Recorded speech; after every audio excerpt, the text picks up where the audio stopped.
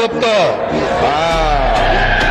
ওনার মতো একজন জাতীয় নেতার মুখে আমরা এই ধরনের তৃতীয় শ্রেণীর রাজপথের বিএনপি কর্মীদের ভাষা আশা করি নাই।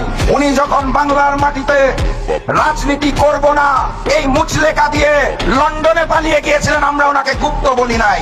উনি যখন লন্ডনের মাটিতে বসে ভিডিও কলে রাজনীতি করেছেন লুকিয়ে থেকে, ওনাকে আমরা গুপ্ত বলি নাই।